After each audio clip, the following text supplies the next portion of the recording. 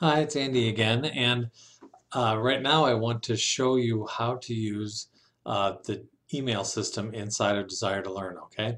But you'll notice here that I'm not in Desire to Learn, I'm actually in my eWolf account, and that's because I want to point something out to you that's very important to realize, and that is that your student email account that you have in eWolf is totally separate from the email system in Desire to Learn. So you've got two separate email systems and you got to keep on top of both of them because there's important information that's going to come to you in both places, okay? So that's important to realize.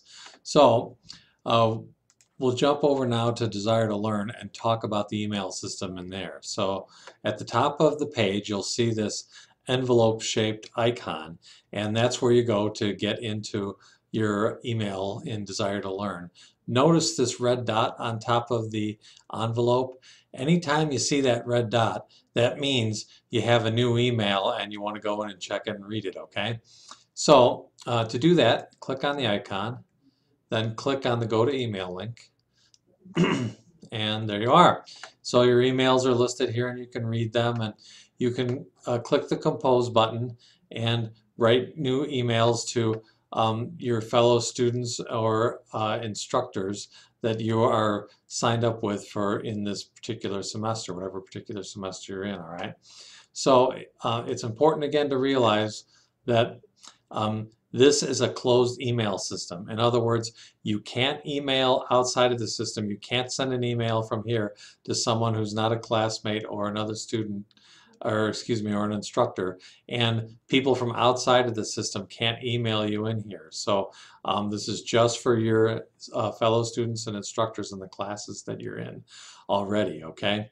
One thing that you can do though is if you click on the settings link right here, you can set this up so that any emails you get, you'll get a notice forwarded to you. You'll get that email forwarded to you at whatever email account you set up to have it forwarded to. But remember, if you do that, you cannot reply back from where you forwarded the email to. When you get an email, when you get a D2L email forwarded, say, to your personal email, you're going to have to go back into D2L before you can reply to it, okay? So that's important to realize, all right? So that's the technical things I wanted to show you.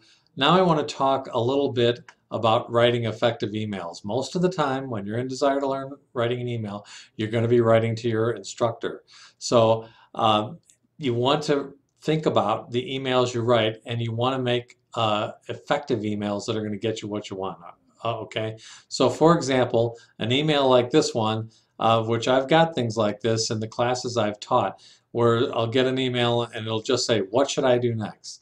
Now that doesn't tell me much of anything, doesn't look like the person put any effort into writing it. This is an email that I wouldn't be surprised if it didn't even get a response from a lot of instructors here at Front Range, okay? So instead, what you want to do is, first of all, you want to write a complete email. Start with an introduction, Dear Dr. Smith, or, hello, just something like that.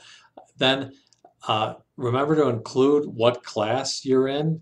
Your instructor gets emails from all the different classes that he or she is teaching, and so you want to let them know which class you're in. Give them a heads up on what he or she is dealing with and what class he should be thinking about. Okay, write in complete sentences and sign your name. So, the word you want to think here is professional. You want this to be professional. This isn't social media, or it's not texting. You want it to be professional, and the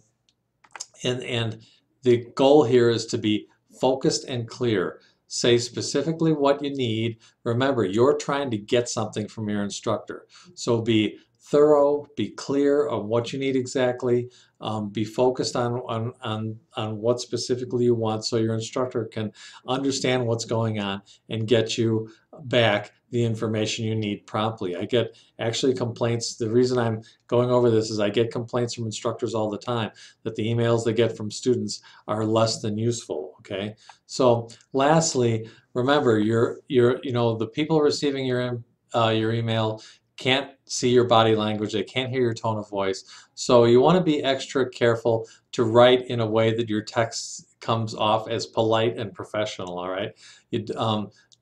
you don't want to come off as demanding or rude, and that's not going to get you the result you want. Like I said, you're trying to get something, and so write in a way that facilitates that, okay? So I hope this video was useful for you on emails, and I hope you have a good experience in your communication.